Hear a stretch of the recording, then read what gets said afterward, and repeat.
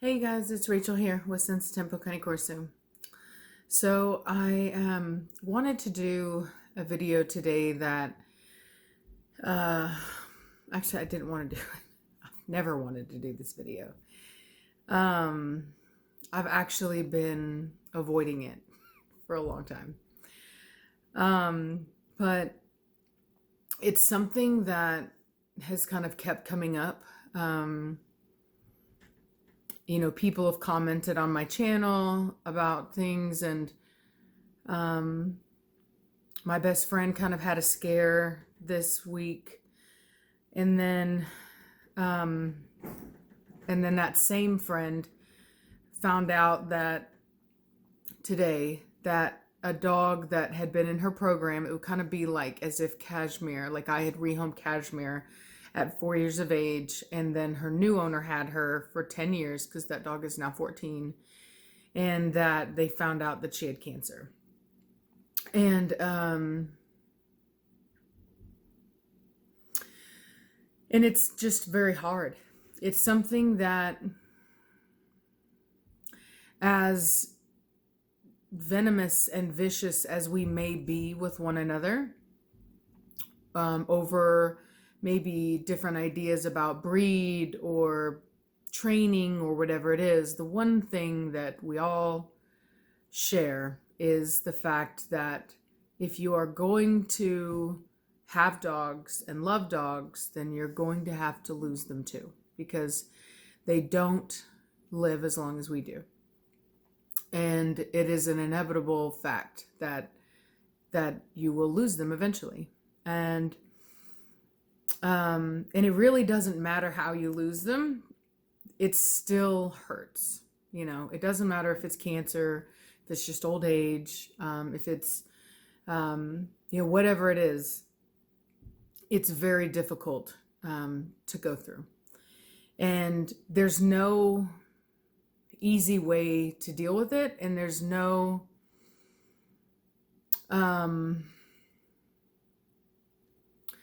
one shoe that fits all.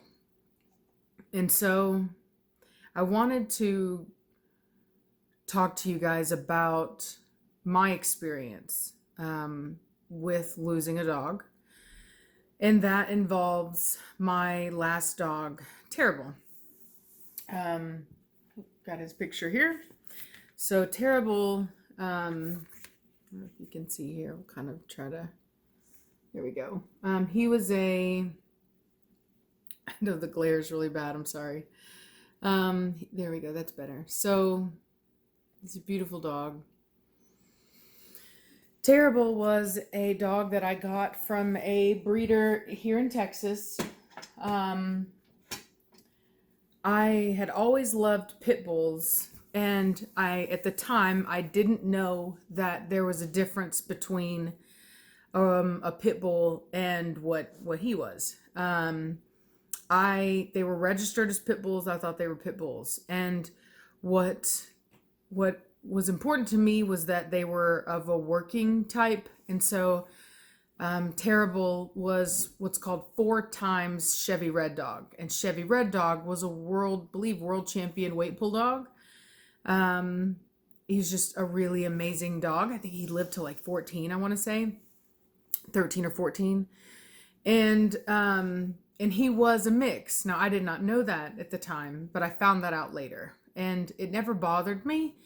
But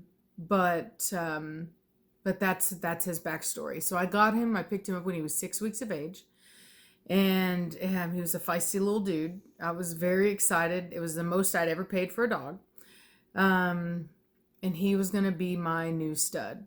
And I picked him up in 2008. That's when he was born, February 12th of 2008. So actually 3rd, February 3rd. February 12th is Preacher's birthday, February 3rd. Brought him home in my 86 Silverado short bed with my best friend Lainey. And he was just an awesome dog. When I shut down my kennel, I kept him because he was just my best friend. And when I got him, as many of you know, I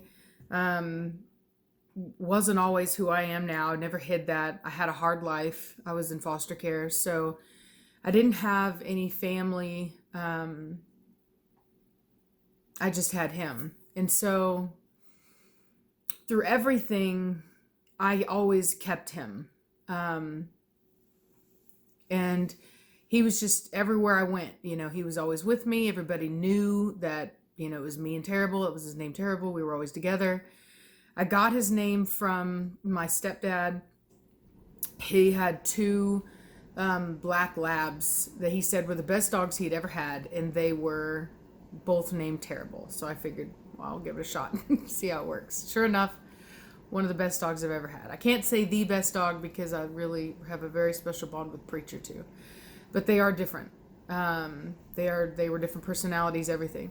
But I will say that a lot of the things that people like in Preacher, he got from Terrible. Terrible was a lot of people compare me to like Caesar Milan, even in a negative way. But Caesar Milan had Daddy and I had Terrible. They were both red-nosed pitties. Well, in fact, even Daddy wasn't pure pit. We all know that. He's a big guy. So very much alike. Big red-nosed dogs. And very cool, very calm, very chill, very dependable. I could always tell you what he was going to do. Loved me, couldn't take him. I was a protector. I remember like one time we were walking at night and there was this like drunk guy in the road, and Terrible just maintained a boundary between us. He just kept his body in between me and that guy, and he was just a really, really, really good dog. And so when he started to get a bit older, I knew that I'm not, I had never had to deal with losing a dog before. Even though I've always had dogs, in my life, I was young and immature, and so I did dumb things, and I got dogs that I couldn't have, and I would just rehome them with family. And so like, one of my dogs, Frances, my stepdad had her till she was 13. She lived there. And so Terrible was the only dog that I had kept from a puppy that I knew was actually going to die with me. And maybe I had even avoided that. Now that I think about it, I don't know. I would have to really analyze that more to know if that's the reality or not. But I felt like I was mature. I knew I was ready to handle it. And so I got Preacher because I knew that I needed, I knew that I couldn't just transition from having a dog and not having a dog at all, right? Not to mention that I've always believed in getting if you have a really good older dog, it's important to get a puppy, and raise that puppy with that older dog so that they learn, because an older dog can teach a puppy a lot. And it just makes it a lot easier. So I've always tried to transition in that regard. Believed in it and always will try to. And so I got Preacher, and it was great, and he acts just like him, he's picked up all of his great mannerisms, everything. And everything was going well. And the only thing I was worried about was, making sure that Terrible didn't breed with my females. You know what I'm saying? That's what I thought was the least of my worries. And then one day, he had what looked like an infected tooth. So I took him to the vet, thinking that we just needed to get that sorted, probably get the tooth pulled. He's an old dog. And I found out that he had this type of cancer that's really super common in 9-year-old dogs, 9 to 10-year-old dogs. And that even if with treatment, the likelihood that it would not reoccur was very slim to none. And the vet basically just told me this. She didn't say how long we had. She didn't give me any advice. She just said that this is what it is. And I was like, all right. So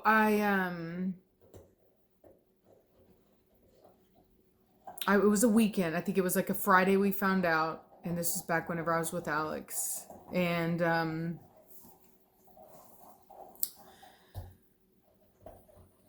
we left him at home because I knew I was emotional and I was really sad. And when you're emotional, dogs can pick up on it, they feel it. And so I didn't want him to know how upset I was and have to deal with the burden of my emotion.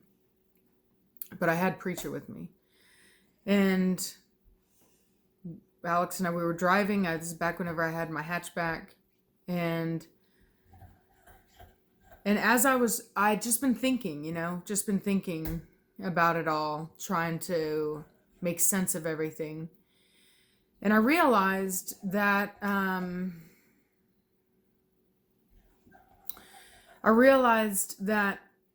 I had to put him down, that he wasn't going to get any better. In fact, he was only going to get worse. And he had already been sleeping a lot. He was lethargic. You could just tell that something was up. He had been losing a little bit of weight too, especially in his face. And we put him on antibiotics to fight the infection because that's what originally we started to see was a lot of slobber and stuff. And so at that point I knew that like nature had provided a way for him to get out, right? Like nature had provided infection that would have killed him. But I stepped in and gave him antibiotics. And so I interrupted nature's process. And I kind of took over that, which is something that as humans we are able to do. But I knew he wasn't going to get any better. So I made the decision to put him down. And I gave him a week. I called my boss. I can't believe she let me do this. I called my boss and I was like, I need a week off work. I think it was that Saturday. And I told her that I needed a week off work to spend time with my dog, that he had cancer, he wasn't getting any better, and then I was going to have to put him down. And during that week, I did everything that I could for him. I took him every place that he loved to go. I took him, I just did everything with him that I knew he would want to do. And it was sad and it was tough because with the antibiotics, he got to feeling a little better. And he was still a beautiful, solid dog, very athletic, very healthy, great structure. And so it was very hard to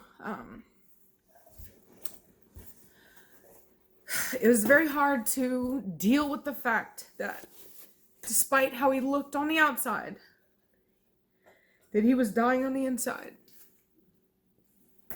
And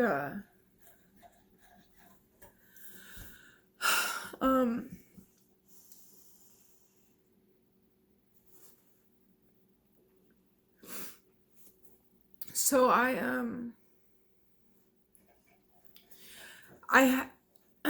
hadn't been giving him his pain medication from the vet because he didn't seem to need it, and I didn't want him to be all drugged up for his last week. I wanted him to actually be able to enjoy himself, and he seemed fine. But the day we scheduled an in-home euthanasia, and I gave him like all kinds of meat, like a meat that I knew he would love, and like everything, everything. And I gave him his pills. I could put his pills in his food, like a lot of them. I wanted to kind of like overdose him in a way, so that he would go to sleep. That's what I wanted, was for him to just peacefully go to sleep. Which we had already talked to the vet about. I knew what it would do. And it's not that I wanted to like put him to sleep, but I wanted him to be asleep because I didn't want him to know anything was different. wanted him to have a really good day and just go to sleep and then not wake up. Sorry, I'm really trying hard. But he did wake up. And it really kills me that he did. And if I have any regrets, it's that I was so emotional because he didn't understand why I was emotional. He doesn't know what's going on. So it doesn't help. Being emotional doesn't help the dog. It's understandable, but it doesn't help. And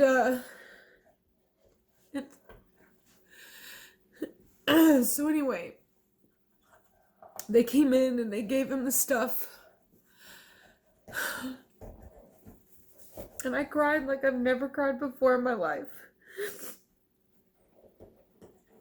I felt like I was doing the worst possible thing because I was killing him. And he loved me so much and had always been such a good dog.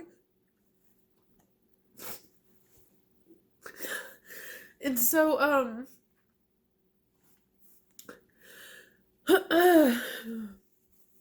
really took him and they had him cremated and put in this box. Sorry, guys. I told you there's no way. I tried so long to just wait to do this. And I knew that this would happen anyway. It just happens every time I talk about him, and I'm really sorry. But this is where he is now. And I have his leash and collar. And, it's okay, midnight. And, you're a good girl.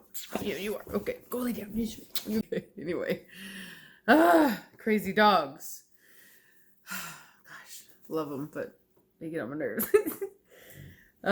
So anyway. So what can I say? I can say that I had a dream. That's right. I had a dream. It was called, my mother used to talk about, my real mother actually, she used to talk about him. She called him real dreams. And he was just super happy. I don't know. It was just out of nowhere. I don't even really remember what was going on around me. I just remember that it felt very real in a way that dreams don't. It felt crystal clear and real, and it felt like Terrible was kind of a kind of dog that really never got too excited. And he was just like a puppy, like in his prime, but acting like the most happy puppy ever. Just so happy to see me. And he was so happy that it was like contagious, like I just couldn't help but be happy. And what it felt like was that he was still here. It was as if it was as if he hadn't seen me in a while. You know what I mean? Like it felt real. And it left me feeling when I woke up as though it was foolish to be sad about missing him anymore. As though he came to me and he let me know that he was fine and that I needed to be fine too. And I'll be honest with you guys, like for a long time, I had some really bad fears of death, like panic attack kind of stuff, and just the whole, like, you get old and you can't take care of yourself anymore, and then what are you gonna do? And like, the world is this horrible place, and I don't know, and it went away when he died. And I felt comfort knowing that when I passed, he would be there to greet me. And it just felt, I felt like I could leave. Not that I wanted to die, but I felt like I could. Now, because I knew he'd be there. So that's a terrible story. I know it's not a happy one. I'm sorry.